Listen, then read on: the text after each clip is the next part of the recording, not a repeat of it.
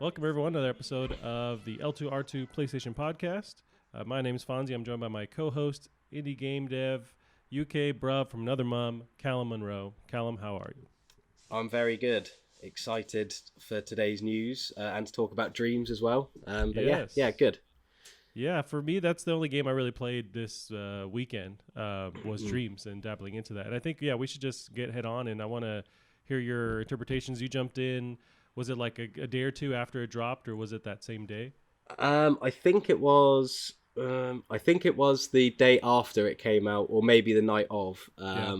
I started that art stream, the single player sort of thing. Right. And I really liked it. And then I finished that the next day and ended up liking it even more.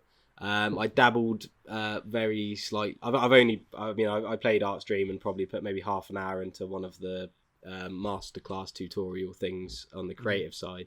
I don't have a huge amount to say about the creative stuff, but art stream was really, really good. I really enjoyed it. Gave me all the right sort of vibes, as well as like showing off like lots of different genres. It was quite strange in some areas, how it jumped from like this kind of point and click classic noir kind of tale Yeah. to then like a Ratchet and Clank style platformer. But I really liked it. I was really impressed with it. And yeah, I'm really looking forward to diving into the creative side as well. But I saw your creation, your Yeah, Frankenstein. Abomination. Yeah, I jumped in more headfirst into the creative side because that's what Sure. appeals to me with getting dreams. But I didn't finish the art stream part. I think I got to the point where it started off like point and click with that noir style, Hmm. and then it started to change. But that's when it was late that night, and I just kind of stopped playing. But Yeah. as soon as you can kind of take over, he's opening up his like instrument case, and then you jump into some Mm. world, and that's where I stopped. Yeah. But I could tell already that it was insane how they made this in the engine as well. Like, what a great Yeah. way to show people, hey, this is possible. Yeah.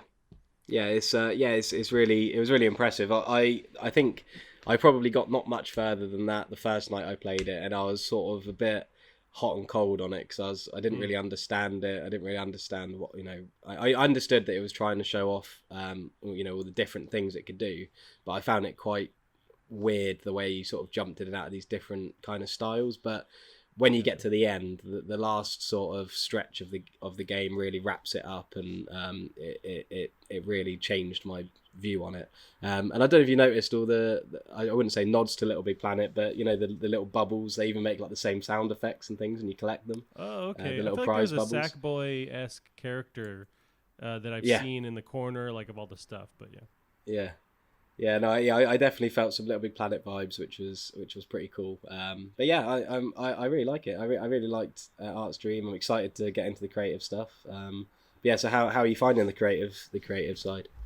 It's a rough journey so far for me. Like I want to get. It's always frustrating when you're learning a new set of tools where it's like I Mm. want to just start making the thing that's in my brain, but you have to Yeah, learn everything and it takes yeah, time. And I always get frustrated too fast and then just give up. That's how I yeah. was with because they put out a beta. Was it Mm. maybe like 6, 8 months ago? I remember Yeah, it jumping was a in while on ago that. now. Yeah, It was a while ago, and it was the same deal there, where it's like, okay, can't wait to make this awesome, cool idea I have in my head, and nope, and I get frustrated super easy, and I guess I just don't like the idea at this point. I'm sure it gets better, but manipulating the world with the controller, I mm. almost feel like I'd rather have a mouse where I can move around and keyboards where I could be more exact. But Yeah, yeah, using the controller seems a bit wonky, making stuff yeah. in 3D, and yeah, have you dabbled at all in like manipulating the camera or like creating stuff at all with the controller? Yeah, so I'm kind of the opposite in terms of learning sort of the tools. I like to do as many tutorials as I can and Yeah, I sort of don't do make that. sure I learn it all. But I mean, to be fair, when I first sort of started getting into game dev, probably about 6 7 years ago now, I was exactly the same. Like I had all these ideas, and I was like, right, I need to make these. Not even thinking about like the fact that the technical side is very hard. Yeah. But now that I've learnt those lessons in trying to skip past all that, I'm now like really into tutorials and things because I now know sort of how much they help. So I did I did the sort of starting tutorial where you create your dream space. Is it? Yeah, I'm not very good at all the terminology they use at the moment, but I think you're right. uh, Yeah. and then I did like a couple of they've got like a tutorial section kind of thing, and I did a couple of them. And yeah, I agree. I think it's a little bit strange at the moment. I don't like the motion control. I know you can change it to the Yeah, I analog use it to sticks. that's where I'm at now. Maybe Yeah, it's easier with the motion, but I turned that off initially. yeah, yeah. I'm not sure about the motion control. I think it seems to have some pretty clever sort of like button shortcuts and things, but I think it is just a case of using it more. Right. And then it just becomes like muscle memory. But yeah, I think it like I said last week, I think it would be at home on PC with a mouse where you can, because if you could manipulate that little imp, is it they call it, Yeah. with a mouse, I think that would feel really good. But yeah, so but I have no idea even how you did what you did. So you're definitely further than I am on that side, because I wouldn't even know where to start in sculpting or anything. But I'm really interested to see how it works, because I've heard it's very approachable compared to maybe sculpting in like Blender or something. Yep, that's the thing, and I've heard the same thing as well. And I need to really stick to those tutorials because I started with them, and as soon as they take the leash off, I just start, messing Yeah, around, and then I realize, oh, I yeah, know what I'm doing. But that's why they yeah, have those in the first place. But yeah. yeah, I mean, and what's also getting me more jazzed up to like start creating stuff is I'm seeing what other people are making, and it's nuts. Like there's like full Mm, fledged. A lot of them are mm, remakes of stuff, but still, like to prove that that's possible is nuts. mm. Have you been seeing some of the remakes that are out there? Yeah, I saw in terms of remakes of other things, I saw a Dead Space one which looked really cool. Yep, I saw I, one similar to that. Yeah. I saw there's a YouTube video of it's kind of like a time lapse almost of like, I think it's like 50 days of someone developing an Avatar Last Airbender game, Oh which is wow. quite interesting, because it sort of lets you see how they're manipulating the sort of way dreams works to help them. For example, they've got like a test level, and they've got like they've made like their own little signs with like notes on them, like saying, "Oh, remember to do this." So they'll be walking Oh, around their level, and they'll see their own notes, which looks quite it's a good idea. helpful. But and then the other one I saw was I think it's a musician who'd worked with, I don't know if you saw this, had worked with someone on Dreams, and they made this like a small explorative game where it looks like you have to like find these areas, and then the character you play as, he's got like a keyboard on his back, and he plays Okay. a song, and I think it's this musician's music, so it's kind of like a way to promote this guy's music, which is quite a cool Yeah, use that's of it. awesome. So yeah, so far I'm seeing a lot of different things, which is really cool. And going back to Art's Dream, the ending, especially the end sort of gameplay section, really shows its like versatility. So I'm looking forward to sort of seeing what you have to say about that as well. Yeah, I need to finish Art Stream. I keep hearing that it's a great way to show off the potential, but also like as far as it's because I think that's the only single player focused content or like campaign, right? Does it end after that, and then it's really just you venturing and seeing other people's stuff, creating your own stuff? Yeah, well, I haven't played anything else. But I did. I think Media Molecule have got a few more of their Okay. own things, but I think Artstream is like their main Yeah. thing. I think the other things are more small, little fun, little games. But yeah, because I think when you play it, it sort of says like more from Media Molecule, so it'll show Gotcha. the other things that they've made, and then it will have similar to if you were to play a community members game, and then it would show you what else they've made. It's almost like they've got their own like profile. But yeah, I haven't tried any of them yet, so I can't speak for them. But yeah, Artstream was really good, and yeah, I'm looking forward to getting into the creative side. Yeah, me too. I mean, the first thing that comes to mind for me, or one of the big things with dreams, is, and I was talking to my buddy Gavin about it, trying to dissect the idea of so the tools in dreams are super detailed. You can really create an entire game in the engine, right? Mm. Which is awesome. But I guess if I fast forward in the future 2 3 years, someone makes an insane game in dreams that's like fully fledged out. How do they go about you're kind of stuck. Your game is stuck in dreams. Mm. So like, if Yeah. you as you also as an indie game dev, you're working on stuff, you can actually export that. It's your title. You can sell it. You can make money off of it. But in Dreams, you're stuck in there, and you're part of and that's, I guess, the give and take. But I wonder, is that limiting it all to other indie devs saying like, this is a cool project, but I can't actually like export this and create my own thing. It's like, I can't make money off of this. I think that's definitely a factor that will play into a lot of game devs' minds. And it's definitely something that played into my mind before Dreams was out and before I played it. And again, that goes back to my personal stage where I was still learning the ropes of Unity and C#, which I still am, but at the time it was even more basic.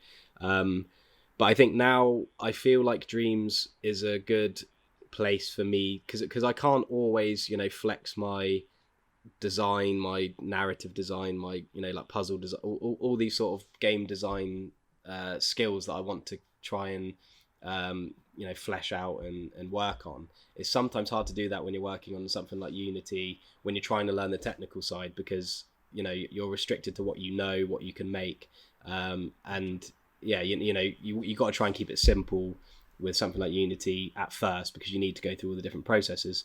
Whereas with Dreams, hopefully it's approachable enough for me to go in and maybe make some, do some level design or something, and flesh out some other skills, which I could then bring into my workflow in Unity, which is how I'm sort of thinking about it. But yeah, I think you make a good point.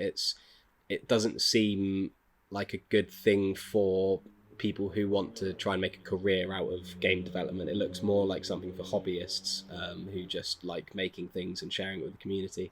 It could be something good to get your name out there, maybe as like a promotional thing. But yeah, I think for me, I'd just like to use it to help mess around with my own design philosophies, and just something a bit more approachable. But yeah.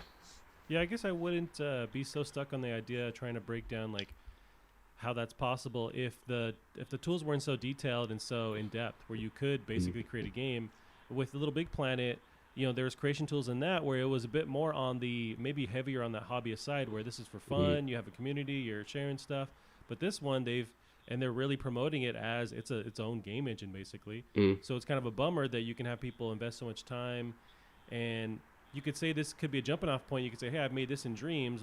Maybe I'll kickstart my next project. But you spent all this time in Dreams, so you only know those tools. So you could kickstart a project, but are you going to make another project in Dreams? You can't sell. It's very tough. And I wonder if, and I imagine it's impossible, but like for Media Molecule to allow someone to extrapolate what they're making and sell it on its own, maybe they get a cut of it. I feel like that's a whole can of worms if they were to do something like that. Yeah, I think it's possible. I mean, it's like with Epic and Unreal Engine, I suppose. But I mean, it's because I heard a while ago, this is back when Dreams was in beta, that apparently Media Molecule were advertising for people who were playing the beta, who could develop things on it, that they were advertising actual roles at Media Molecule. So I don't know whether Media Molecule are now going to use Dreams as their base engine to make other things, because I can't imagine they're now just going to sit there and rake all the money in like Valve do with Steam. They're surely they're gonna make something else, and I think that's where there's quite an interesting crossroads. Are Media Molecule gonna use Dreams because they're, like you said, they're promoting it as this engine, but then if they make a game on a separate bespoke engine, then that's sort of straight away they're abandoning what they're talking about. So it could lead to something for more serious game developers, maybe, if Dreams does flesh out into something that spawns titles or games, because I mean, you never know that they might start, I mean, God forbid, but they might start charging for certain creations and things like that, or letting people put prices on creations, which would be, I mean, I suppose it would be interesting, but could become like an app store kind of thing, which probably wouldn't be quite nice. But yeah, what do you think about that? Yeah, we're at the early stages of it, so it's more just like, I'm just kind of theorizing, like, how would you then make a career doing this? But yeah, it's I mean, this game's been out a week, so we'll have to really wait and see. Yeah, and it's gonna be the kind of thing where it takes time for them to like test out, hey, let's test out the idea of someone selling a model they made in Dreams through the Dreams app, and you can download the soundtrack they made through Dreams. So like maybe they kind of test the waters there, but it's just there's a lot of stuff that's possible. So my brain starts like thinking ahead and and what could be done. But it seems like, I mean, they're as long as Sony keeps supporting it, because they kind of haven't. There've been criticism that Sony hasn't promoted this thing the best way, but it's also something that's hard to promote. You can't just show it off in a trailer and that's it. No. So does Sony keep drumming or beating the drum for Dreams? I don't know. Yeah, it's a tough one as well, because obviously with the delays and how long it's been in development for, because I mean there was always talks of it whether it was even going to come out or not. I think there comes a point where PlayStation, they can't keep promoting something, because then people are going to get pissed off that it's not there, it's not out. Right. And because there's nothing worse than when something keeps getting promoted and you're getting excited for it, and then it gets delayed again and again and again and again. So it's definitely interesting. It's a very, very unique game. I mean, love it or hate it, it's unique and it's interesting. So I am really interested to see where it goes. Yeah, no, me too. The sky's the limit, really, with Dreams. Yeah. All right, Callum. So some stuff happened over the week. We can get into our little news stories. Did you play anything else over the week at all? What did I play? I don't think I did, really. No, I think I played like maybe an hour more of Ni no Kuni 2, but not much. I've been watching Narcos Mexico, which has been sort of taken up. Sorry, there's a phone ringing. I got you. Let me get rid of that. Sorry. No problem. Yeah, so I watched a little bit of Narcos Mexico, which has been taking over most of my game time. So I heard that show's really good. I watched the first like couple seasons of Narcos, and it was dope. And I just haven't got into the newer ones, but yeah, it's great. I sometimes if I look away from the screen because it's mostly in Spanish, I have no idea what's happened, so I have to rewind it sometimes. And there's a lot of like names and things that, especially sort of because there's been like a year since the last series, and obviously it's carrying on from that, and I'm like trying to remember who was who and who did what. But I think I'm about 7 episodes in, and it's starting to like get good again. And I really enjoy it. It's a very, very good series. Nice. It's one of the few that I sort of end up watching when it comes out. Yeah, no, and that reminds me. This week also, I've been playing very many games because we've just been going through like YouTube rabbit holes and watching. Like last night, me and my wife were watching a bunch of these like console teardowns. So there's this guy. I think it's called Odd Tinkering on YouTube. He'll just he'll fix up like old PlayStations or old like Game Boys from the 90s and just like bring them back to life. So whether the plastic's all warped or whatever, like color wise, he brings that back to life and fixes the internals, and it's just kind of addicting to watch him just it sounds like it. Yeah, and it's all very like there's no voiceover, it's just him doing it. So it's almost like the ASMR aspect of him like touching the actual device. Yeah, it's pretty good. Yeah, that sounds like something you could definitely waste lots of hours on. It's useless information. It's like, oh, cool, I know how to take apart Dreamcast. Sweet, but that's about it. You never know. When the apocalypse comes, you never know. Right, that's true. You know what? Also, last night we just watched Jojo Rabbit. Have you seen that? Oh, I haven't. No, it's dope. I haven't. Man, it's really, it looks dope. really good. Yeah, it does look really good. I'm awful with movies and series. There's so many things I need to watch, but it's so hard to like force myself to start them. It's tough, and there's so much good stuff out there. And I was telling my buddy the other day, it's like, can we work on this technology so when we're sleeping we can start watching stuff? Because I'm wasting so much time sleeping. Let's get that going. Yeah. Alrighty, man. So let's see.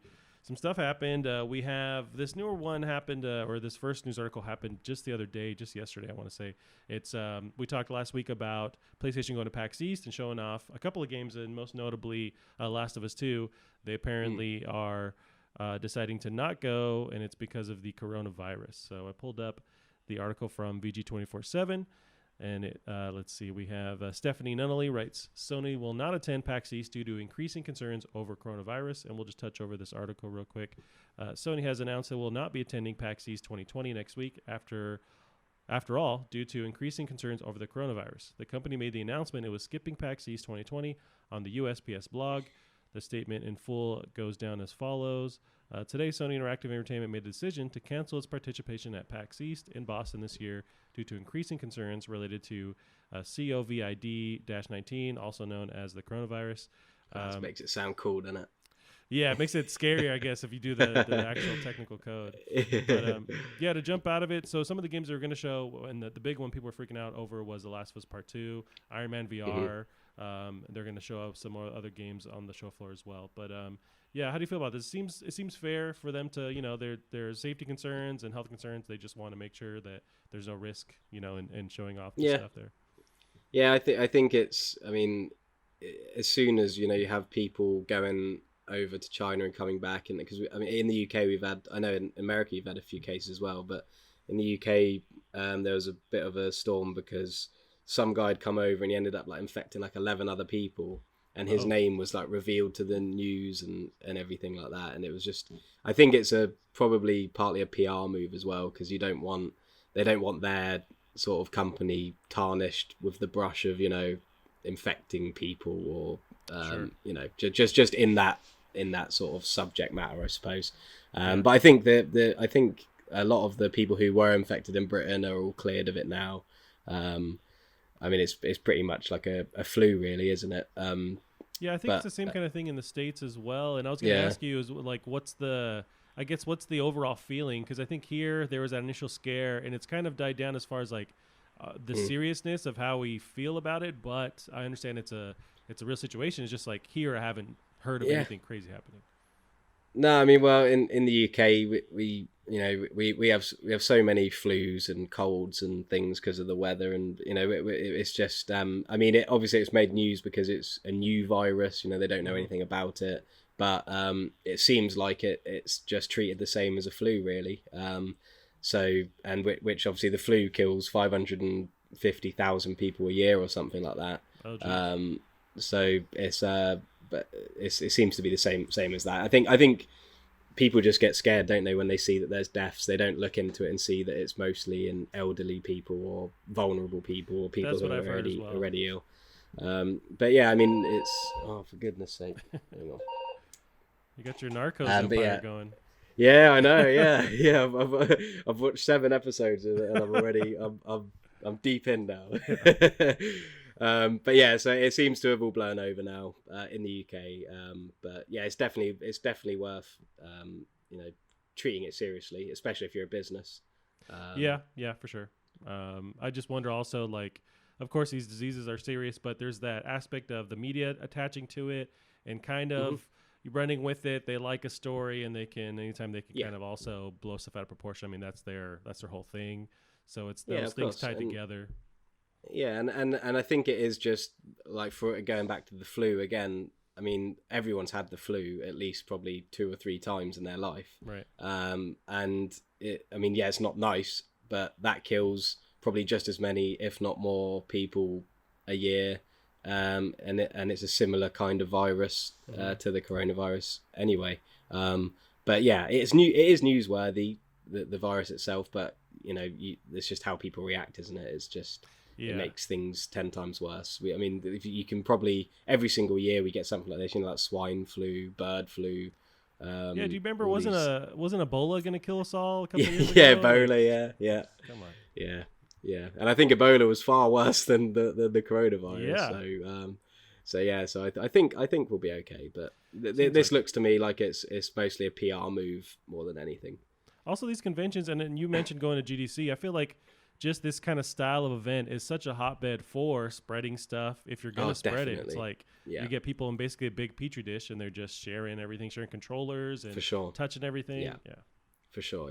Yeah. I think, it would even make sense if PAX itself was to be pulled, because, it takes one person, like you said, to play 4 or 5 games, get their hands on a controller.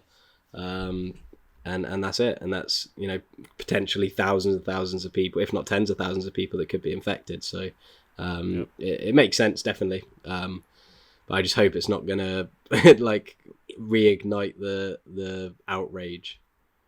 Yeah, I wonder. And also, I mean, it's a bummer for people that were waiting to see, because this is the first time people are going to be able to go hands-on with The Last of Us.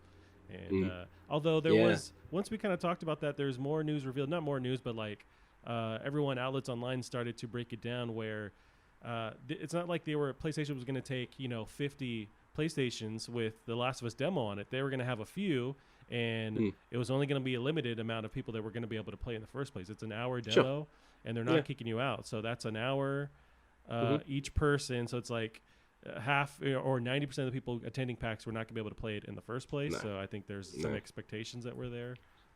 Yeah, I think that Last of Us in particular would be like a real phenom at something like PAX as well. I mean, the amount of people that would try and play it, and like you said, most of them won't even be able to. No, you'd be waiting in line the whole time.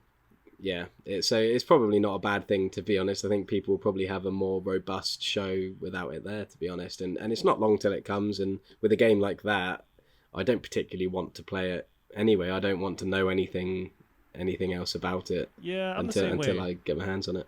I don't need to wait in line to play it with all these other nerds around me and just like the speakers blaring. It's like, dude, I want to be at home and experiencing the full thing. Exactly, yeah. I mean, don't get me wrong. I'd probably play it if it was if it hopped up on my lap. I'm gonna play. Yeah. But it'd be a very long queue. Yes, I just read the other day that we're 100 days. Well, this was yesterday, so we're 99 days away from Last of Us 2 launching. So it's getting close. Very exciting. Yeah. Yes, I'll start scratching the walls and like waiting for it. Like a madman. Alrighty, hopefully I'll make it another 99 days. Yeah, you never know, man. Everything's trying to kill it's a long time. It's a long time. Yeah. Alrighty, Callum. Our next article here is from, it's a small one, and maybe we are reading too much into it, but yesterday there was a random PS4 Pro price drop. So the original article is from Engadget here. Just on Amazon, they decided to drop the price of the PS Pro from $400 to $300. So it's now $300 for PS4 Pro. You can go on the original article on Engadget's Richard Lawler, but they have the details there. But I don't know if we're reading into it, if they're just getting ready to kind of align this with once they announce PS5 and kind of getting the prices in range. But we're now at $299 for the PS4 Pro. Yeah, it's about the right time, isn't it? Just kind of get your ducks in a row. That's a lot. That's a lot cheaper than it is over here. It's so $299. This is the US too. So I was just checking on Amazon over here to see if it. I mean, it might have. I think it has had a reduction because it was normally £350 and it's now $320. But $299 is about £230. So we're still paying about £80 more.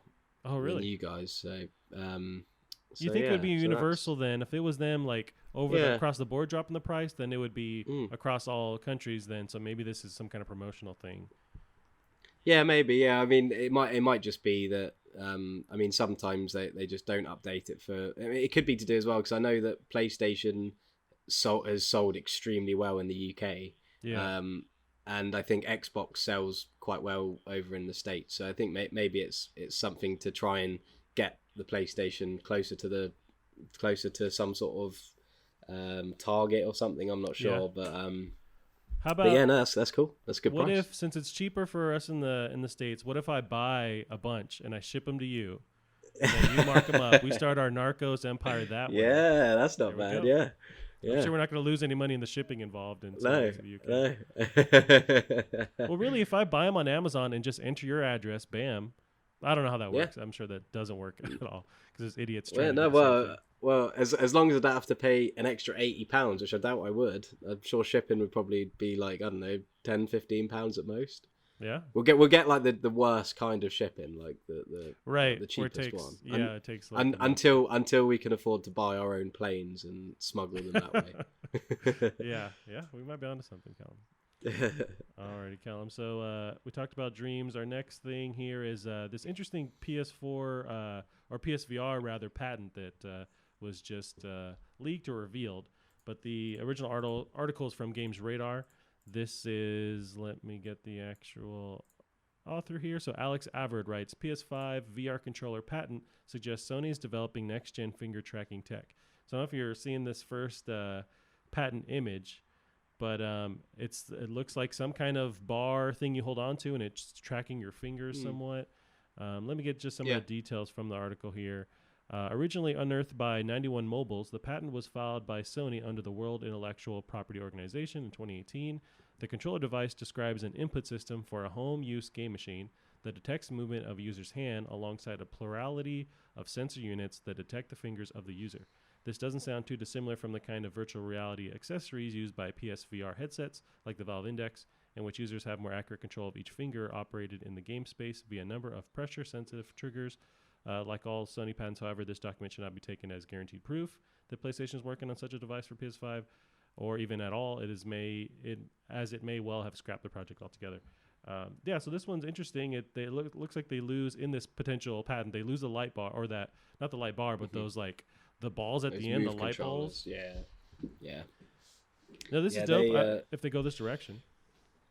Yeah, I think it looks cool. It looks like it'd work well. My brother for Christmas got one of the Oculus Quests, like the wireless Oculus devices, and it is unbelievable. Because there's no wires, and because it's Oculus, it's got the Oculus controllers, which are great. And you can even play some games without the controllers. It just recognizes your hands. Oh right, I know they like patch that in later. Yeah, that's cool. Yeah. So I like the look of this. If this was real, because I mean, I think I've said before, I used to have a PlayStation VR. I think it was great. The only problem was it was very impractical with all the cables, and you had to have like that little mini PlayStation 4 connected up. And I remember seeing that, yeah. So I think it looks like it's wireless, if that's anything to go by those patents. So hopefully they've learnt from what's happening around them, and I mean the Oculus Quest is expensive, but again that runs on its own its own sort of operating power. system. So if a PS5 VR headset could still use the PlayStation 5's processing power in some way, but be a lot less impractical to use with like wireless controllers, then hopefully they could still price it at maybe like, I don't know, $300-$400, which is still a lot of money, but it's you get what you pay for. And I think that's pretty much what the VR cost when it first came to PlayStation anyway, wasn't it? Yeah, I want to say it was 400, 300, something like that. There's packages, deals with like the wands and all that. So hopefully that I think that would be a fairly a fair price, but you never know, it could be far more than that. But yeah, I think it's interesting. It's exciting. I think VR is great. I think that it needs to be supported a bit more by PlayStation, because it's sold really well, the PlayStation VR, and there's a lot of potential for it, especially with games like Half-Life Alyx, which looks just incredible. So what do you think about it? No, I mean, I like this idea of the new of this possible patent, registering the fingers. I know that's a lot of when you play in VR, that's a disconnect. Are you playing on a controller or these motion controlled sensor things? But if you can track fingers, I wonder. You mentioned that the Valve Index, and I forgot they had that tracking ability.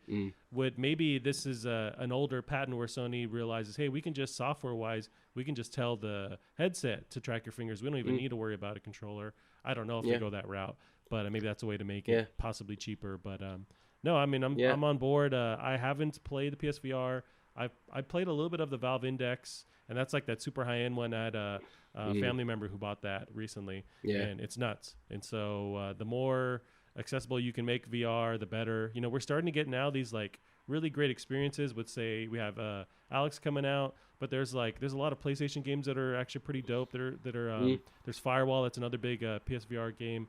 So we're now, I don't know, more than 5 years for sure, but like 8 years into this VR craze, where we're starting to get like the actual really good games. It's starting to be refined, and I think what people forget about as well is, like, for example, like Microsoft HoloLens, which I saw that demoed once at a like game developer conference thing I went to, and this was probably about 3 or 4 years ago. And it still is today one of the most insane things I've ever seen. Like these glasses, and they were saying that eventually they plan on them, being the new mobile phone.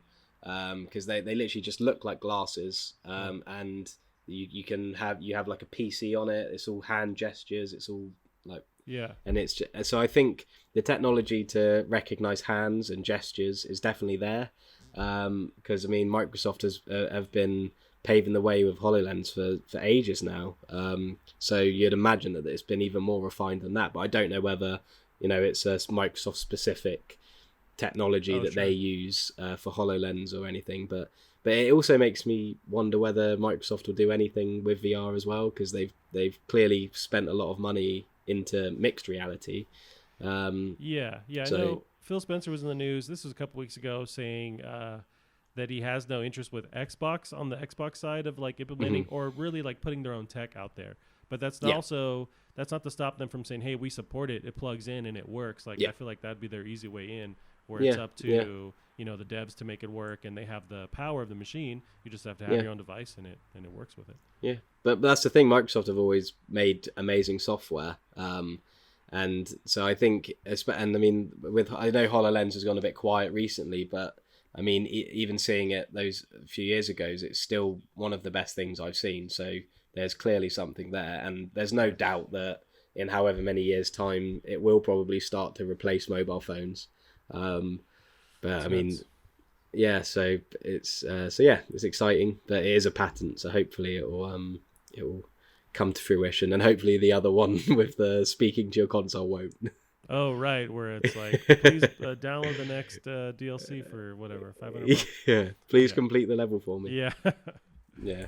Alrighty, Callum. The next news story is a news story, but also more of a topic, and I want to get your take on it. So this was in the news a couple of days ago. It's Remedy, makers of Control. They announced that they're getting into this live service, that whole platform, that whole race with these multiplayer games online, say like a Fortnite, that kind of thing, a Rainbow Six Siege. They're making their own. It's called Vanguard. So the original article I pulled is from Gamasutra, and I'll just reference the actual author here if I can find it with my eyes. I cannot see the actual author here, but I'm going to read off some of the details. So the original article is from Gamasutra. Control and Alan Wake developer Remedy Entertainment is preparing to jump into the live service arena with a new project codenamed Vanguard. Outlining the project during its year in review, Remedy explained that Vanguard is currently being developed by a team of 15 people and will be a long-lasting service-based game that will include selected Remedy features. A Finnish studio said it currently has an internally playable first development version of the game, and it's proceeding to pre-production. Now, to jump out in the news a couple weeks ago, or actually, longer than that, months ago, there was Ninja Theory who make I'm blanking on the name. It's like Hellblade. Hellblade. There you go. I was thinking something's Revenge, but Hellblade. They are notorious for their single player games, and they started working on Bleeding Edge, which is another live service like multiplayer game. They just had their beta recently. So I wonder, just is that kind of a trend we're seeing where these single player focused development teams are on the side working on these multiplayer games to kind of like help pay the bills, or it seems like they have a plan that's being copy and pasted. Yeah, I think my view on it would probably be for Remedy. Firstly, would be I know Control didn't sell very well, and so I don't know whether this is a way to help build up some cash to head into their next big AAA project, because I know that they said that they were satisfied with the sales, but it never, I don't think it ever reached any charts or anything, which is a shame because I know a lot of people really liked it. Yeah, you're right, it didn't chart, and it was just, also I don't know if it was promoted the right way, but it's but yeah, so it could be something to do with that, and with Ninja Theory, I think because they're quite a small team, and I know that they're looking to do much bigger things, because they released a video fairly recently, which was really, really good, showing off their studio and what they're working on. And I mean, their tech looks insane, like really impressive. So again, it might just be a way, like you said, to generate some cash to help them delve into these sort of new areas, because I suppose it means they can take bigger risks if they've got this thing ticking away in the background making the money. Then they can take risks with their tech and really try and push the boat out on other projects. So yeah, I'm glad that they're kind of side things, but yeah, I think as long as they still look to focus on what they do best, I think that's the most important thing. Yeah, and I would hope so. This makes me think that they're just trying to secure that reality by making sure the bills are paid by, Hmm. because these games do make money, and it's a matter of, I guess they only make money if your team working on it is small enough, and if the Hmm. resources you're spending on it are small enough. So they mentioned in the Hmm. article with Remedy, it's a team of 15 people, so it's a small team where they can almost maybe not reuse direct assets, but they can like copy and paste like features and things that are they've done in their games to then make some kind of multiplayer like offshoot of it Hmm. and let it run in the background, let it make money and just make money off it. Seems like a smart idea. I want to see more developers do that as just a way to generate their own income on their own. Yeah, it seems like good timing as well because I mean their main team obviously are doing the DLCs packs that will be coming out Oh, later right. this year. Yep. And then I'd imagine they'd have a splinter team now pre-deving their next project, whatever that would be, whether it's a sequel to Control. Right. So it's a good time to do a side project, I suppose, because I'd imagine that they're already splintering the team up now into DLC. And I don't know whether they're out. I know a lot of companies outsource for DLC as well, try and get some littler teams in to help.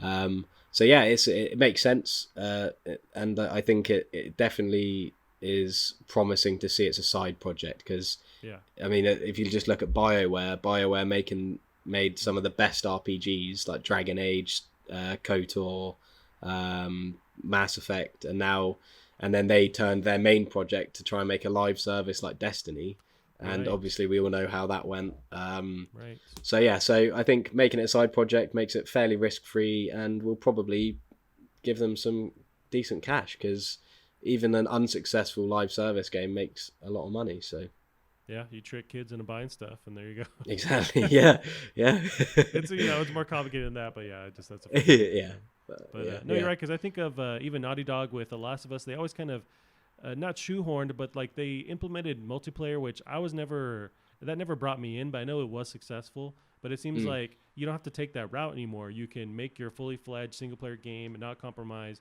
and then on the side reuse some of that stuff and make a separate mm, multiplayer game. And so it doesn't have to yeah, also doesn't have to delay that first game or add any other weight to it. You can just splinter off and do your own thing. And yeah, it seems and like they're great studios. I mean, they don't have these money hungry people own them. I mean, because I mean, for example, with Bioware again, they've got EA pulling the sure, strings. yeah, Who I mean, EA do make good games. They publish some great games, but you know what their ideals are. Whereas you have Remedy, Remedy are still independent, aren't they? I want to say they are. Yeah, yeah, Yeah. So you have Remedy pulling their own strings, so that they'll know exactly they'll have their own targets to hit. Obviously, they'll probably have shareholders, but yeah, yeah. and then Ninja Theory are owned by Microsoft, and Microsoft are brilliant with their studios, same as Sony are with like Naughty Dog Yep. and Insomniac and all these other studios. So yeah, that it's good studios to hear that are going that way. I'm not a huge fan of live service games, Nor am I. um, Yeah. but it will definitely have its audience, I'm sure. Although you know what, I'm not a huge fan of the different ones, but I find myself going back to Fortnite often. Hmm. Like just today, Yeah, I was watching. They launched their season 2 and new changes to the map, blah blah blah, different characters, mm. and I'm back on board. I'm gonna jump on tonight when I get home for sure from work. So there are certain Yeah, ones cool. that hold a special place where I jump back in. Yeah, But there's so yeah. many. I think that's the thing with live service games. I think you can, if you do play them enough, they can become like comfort food because Yeah. they are something that you're familiar with, and it's sometimes just nice to jump into a game that you don't have to like learn. You're ready now to play it, Yep. but it's new stuff, so it's more like like a like a candy shop. Like you can just sort of consume all the new nice things. So Yep. yeah, I'm excited. I'm excited to see what it is. I don't know. I mean, obviously I can't say now, but I don't know whether it'll be anything I'll actually be interested in. But yes, it's probably not a bad idea.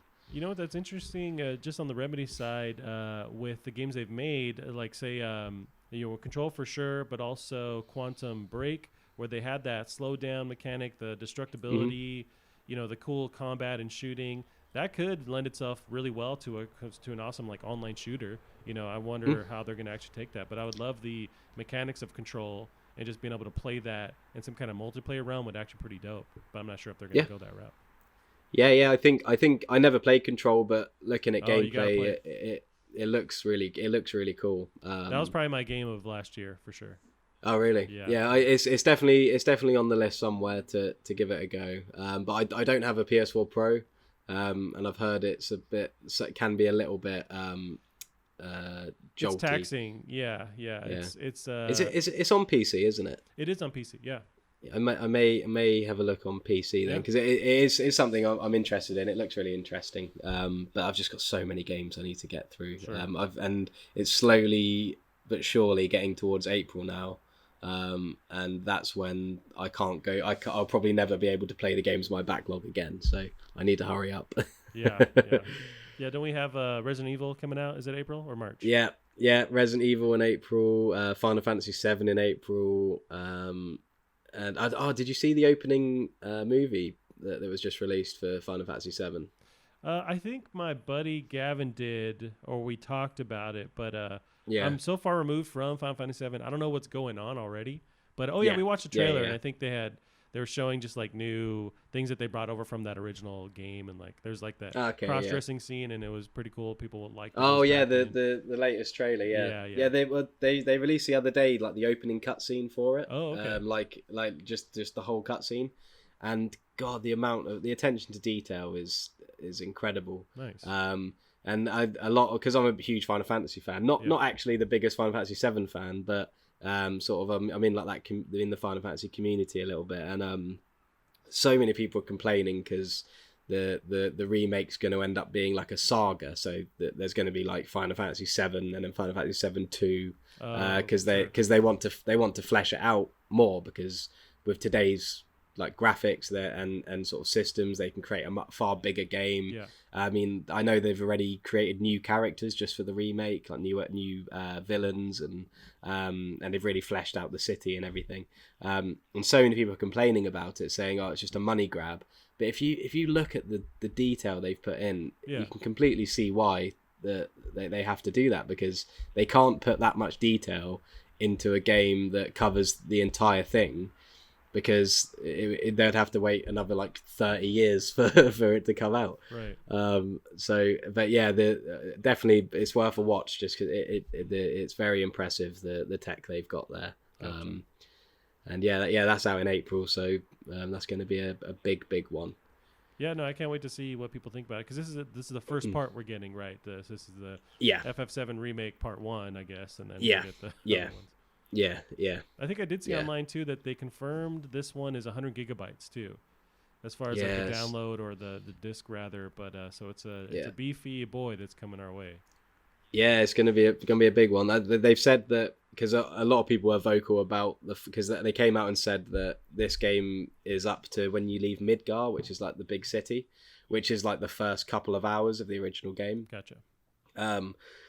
But they came out and said, that this game is going to be as big, if not bigger, than any other Final Fantasy mainline game that's been out. So and that's sort of where I don't understand a lot of people's criticism, because how can you complain it's that you're being snaked out of your money when you're getting a game that is worth $50, $60, whatever.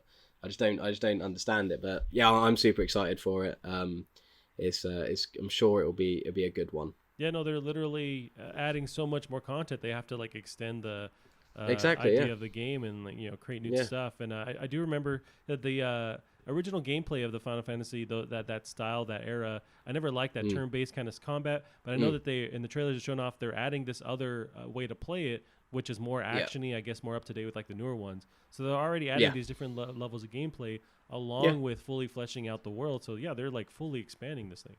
Yeah, well, I played the demo at Gamescom. Okay. But before then, I like I said, I'm not a huge fan of the original because I played it quite late.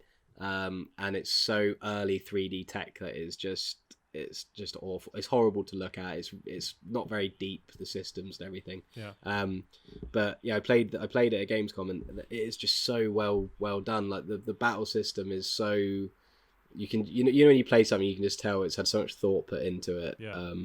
And because I really like turn-based combat, but they've made it more action RPG-esque in this one, but they've like combined the best elements of both, and it's just, yeah, I think it's going to be a really special game. I'm really looking forward to it.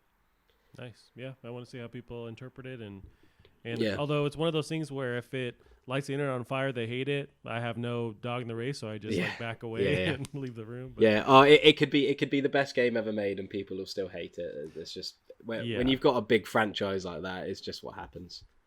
And especially a game like that, it's one of the most beloved games, in the history of gaming. So yeah, you kind of can't appease everybody. No.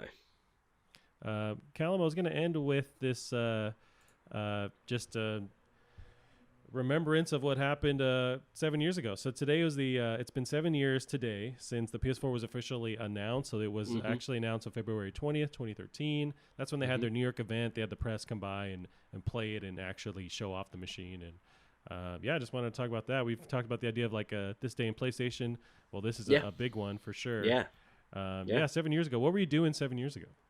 Funnily enough, I actually remember it really, really well. I was actually in a cabin similar to this, which is kind of weird. It was back when I lived sort of at home. I mean, how old was I then? So I would have been like 17, maybe. Okay. Yeah, I would have been 17. Yeah. Sorry, I forgot how old I was then. And I remember I was watching the event in bed because it was like stupid time in the morning for the UK. Oh, sure. And I remember they said it was something along the lines of, so this is the PS4 and you can pre-order it right now. And he sort of said that.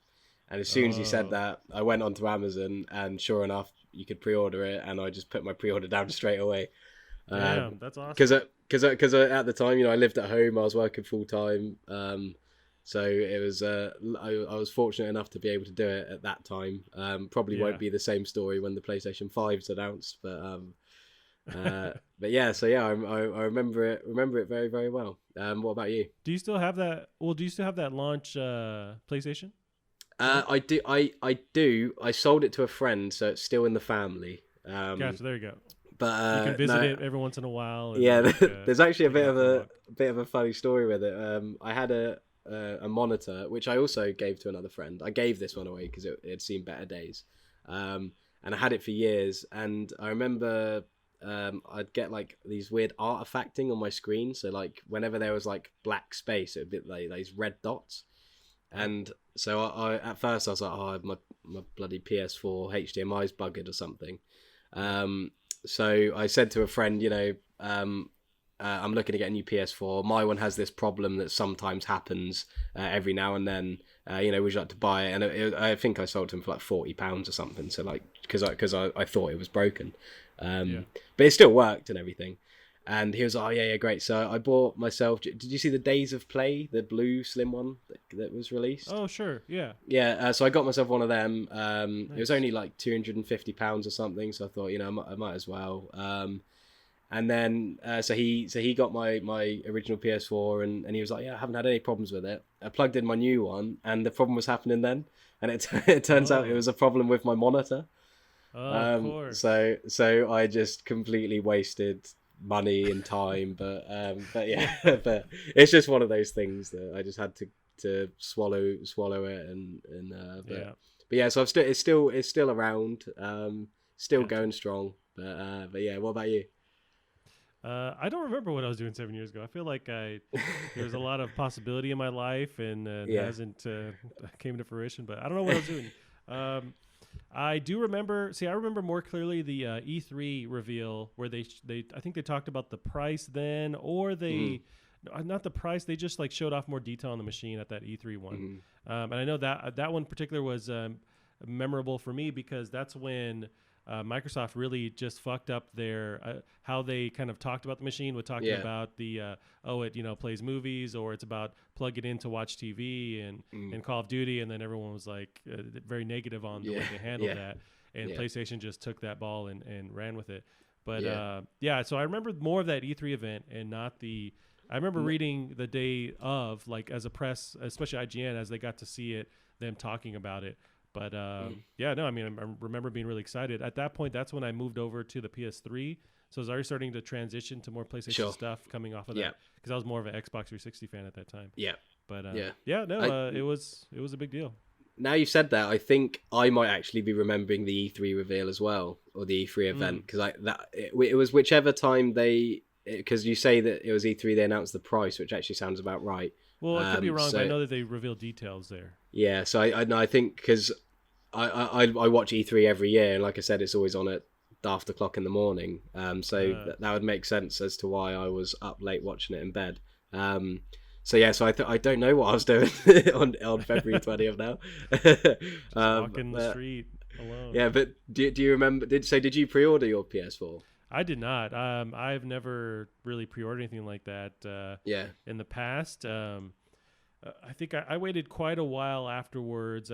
Right around that time that there was that zombie game. They didn't launch with it, but it was like during this lull of the year. Not Dead Island, but it's that same kind of style. They're making a sequel of it. I'm blanking on the name, but it's where you're kind of like parkouring through this. Oh, Dying Light? Dying Light, yeah. So when that launched, that's when I had gotten my PS4. Okay. And played that that was my first game playing on there. And so I jumped in then. But I feel like that was like a February sort of beginning of the year kind of release. And I think of that first launch year, or like technically the second year, but that was that next February, right? Yeah. I think it was around then. I remember because I don't like pre-ordering things either. But I remember I pre-ordered that for the reason I said earlier, because I was sort of young and stupid enough to sort of have all this hoarded money from working at a hotel. And also because I remember pocketing the hotel guests or something. Oh yeah, of course, yeah. But I remember when the PlayStation 2 came out, I sort of have these like vague memories of me and my dad driving around the country trying to find one, because that was like a huge. I don't know what it was like over your end, but in the UK it was like a huge, like there was none of them, like absolutely none when it first came out. So I was kind of worried about that. But the reason I asked is because I remember the day of release, just waiting like. And so I remember I had a few friends come around and we were just all waiting like at my house, like waiting for it to come. And I remember we were like tracking it on my phone, and we could see the guy like driving, like the delivery man driving around. And it was some like courier service that didn't come till like the mid-afternoon, probably like 3 or 4 o'clock. And I remember we saw him drive in out of the kitchen window, and we went out and met him. like he literally opened his van door, and we were there like holding our hands out, like and he was like, I think I know robbed. He was like, I think I know what this is, because I'm sure he probably delivered quite a few of them to really excited like sort of teenagers on that day. But yeah, so and I remember brought it in. I've got a photo of myself on Facebook, I think, holding it, because I was like super excited. And I just remember putting in neck. No, not no. I would have probably I've probably given it back to him, to be honest. It was Killzone Shadowfall. Oh yeah, that game was really dope. Yeah, which was awesome. I'm a big fan of the Killzone games, and they always just blow everything out of the water, like visually. And I just remember sitting there, and I remember like the audio files would be coming out of the controller, and because it was a launch game, obviously it used all the features. I remember it had no loading screen. You'd literally like pressed X and it just started, which again is a very launch game thing where they just try and make out that the system's more powerful than it is. And I remember using the touchpad to like swipe on things, which was used in about 3 games.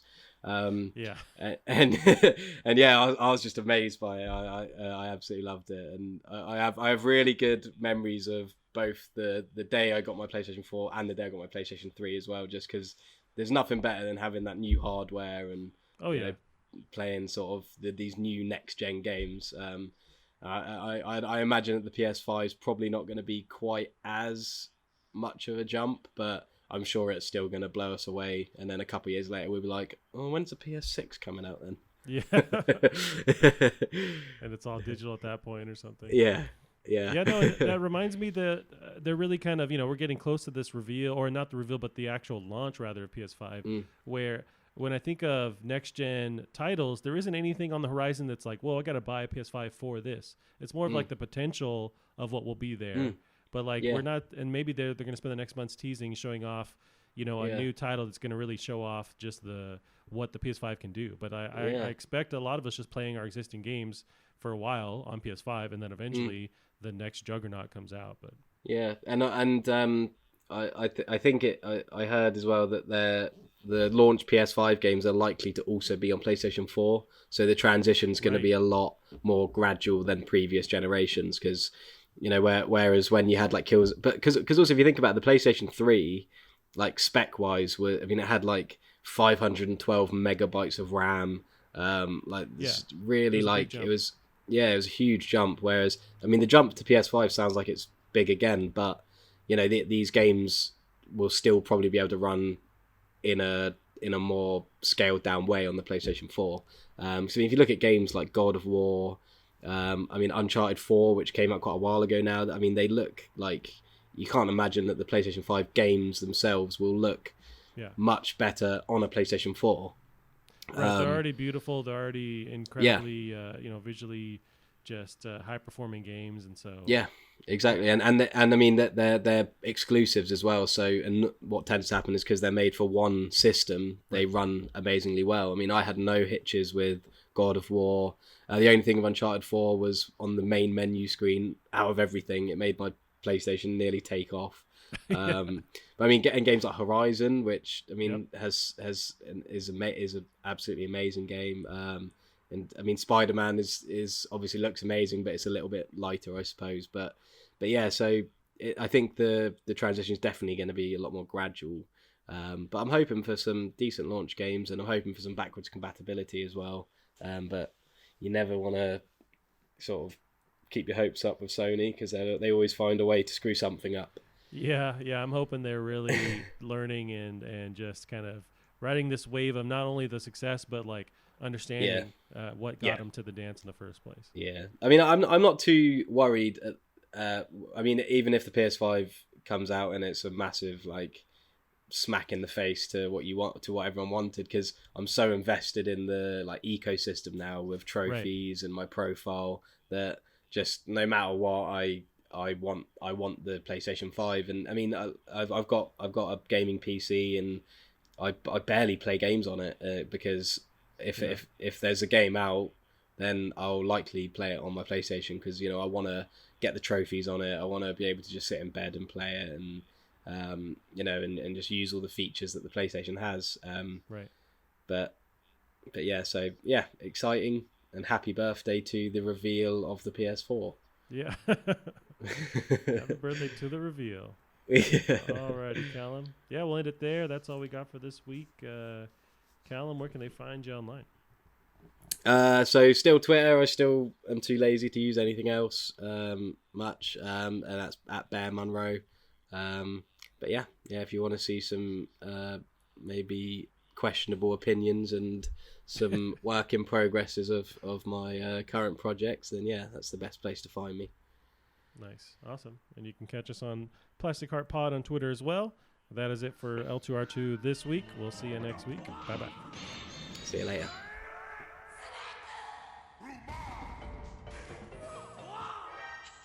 You're too late. I've already summoned Meteor. Okay, let's go.